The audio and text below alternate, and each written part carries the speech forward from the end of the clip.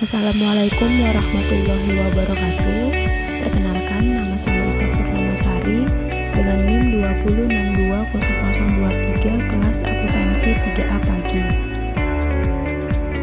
Dalam video kali ini saya akan membahas tentang laporan audit. Jadi apa sih itu laporan audit? Mari kita bahas secara mendetail. Yang pertama, definisi laporan audit.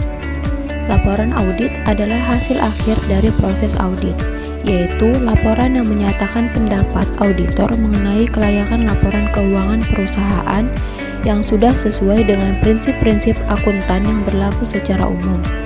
Penyusunan laporan audit harus berdasarkan 4 standar pelaporan yang ada dalam Standar Profesional Akuntan Publik atau SPAP.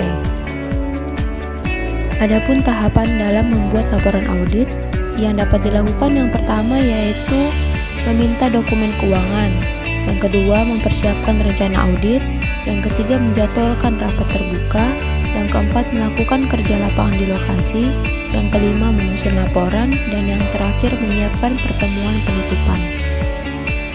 Hakikat dan kebutuhan akan laporan audit. Menurut standar pelaporan yang keempat, laporan audit harus memuat suatu pernyataan pendapat mengenai laporan keuangan secara keseluruhan atau suatu asersi bahwa pernyataan demikian tidak dapat diberikan. Jika pendapat secara keseluruhan tidak dapat diberikan, maka alasannya harus dinyatakan dalam semua hal yang nama auditor dihubungkan dengan laporan keuangan. Laporan auditor harus memuat petunjuk yang jelas mengenai sifat pekerjaan auditor jika ada dan tingkat tanggung jawab auditor yang bersangkutan.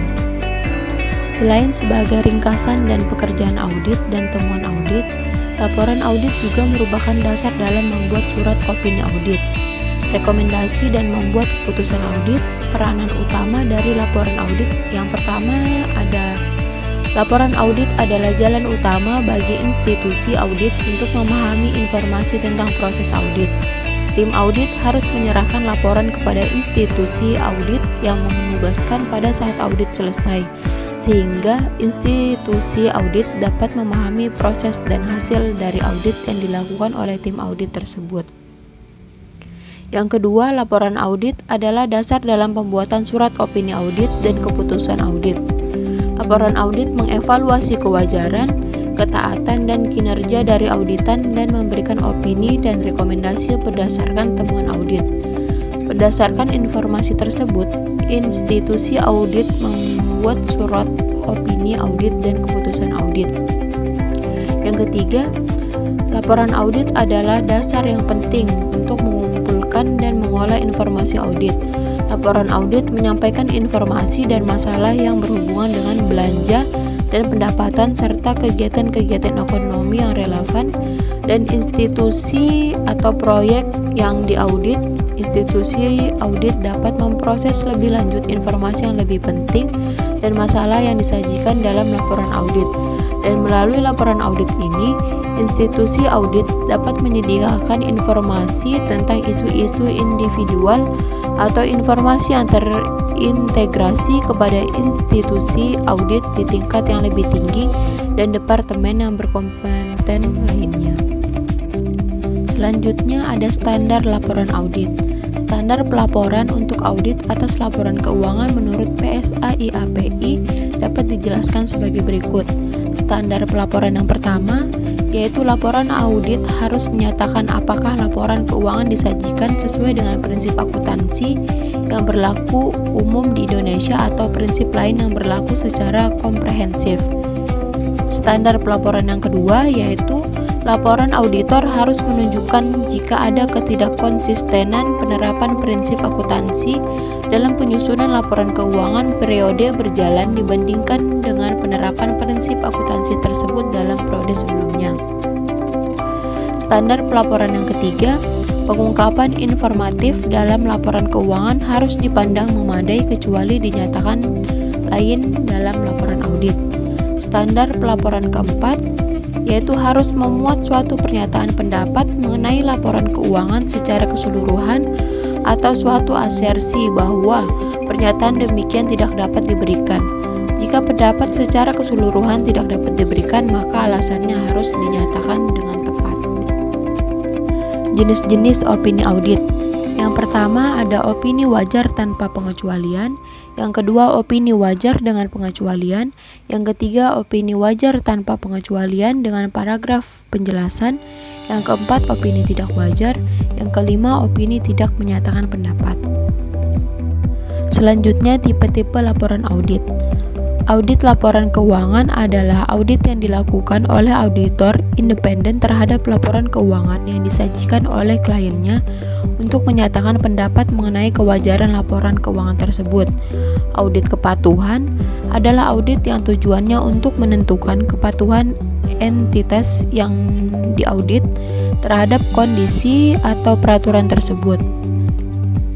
Adapun audit operasional merupakan review secara sistematik atas kegiatan organisasi atau bagian daripadanya dengan tujuan untuk yang pertama itu mengevaluasi kinerja, yang kedua mengidentifikasi kesempatan untuk meningkatkan, yang ketiga itu membuat rekomendasi untuk perbaikan atau tindakan lebih lanjut.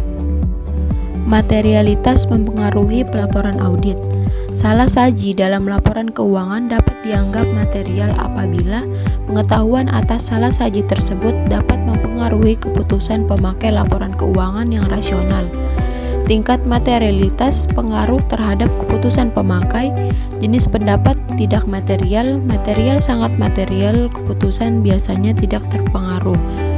Keputusan biasanya terpengaruh jika informasi dimaksud penting terhadap keputusan yang akan diambil.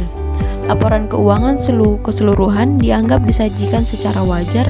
Sebagian besar dari seluruh keputusan yang didasarkan pada laporan keuangan akan sangat terpengaruh. Wajar pengecualian dengan pengecualian menolak memberi pendapat atau pendapat tidak wajar.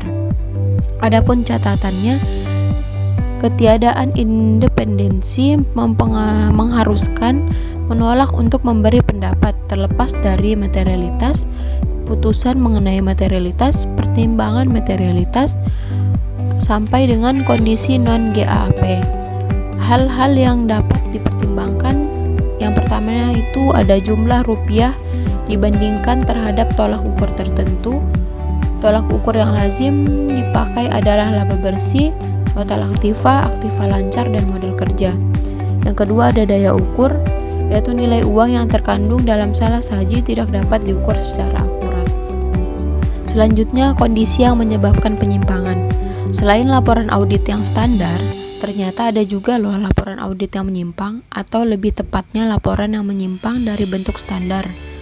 Maksud dari penyimpangan di sini adalah penyimpangan dari pendapat wajar tanpa syarat. Menurut SPAP PSA nomor 29 pasal 20-74 tentang penyimpangan dari pendapat wajar tanpa syarat, dijelaskan bahwa ada beberapa kondisi yang menyebabkan terjadinya penyimpangan tersebut.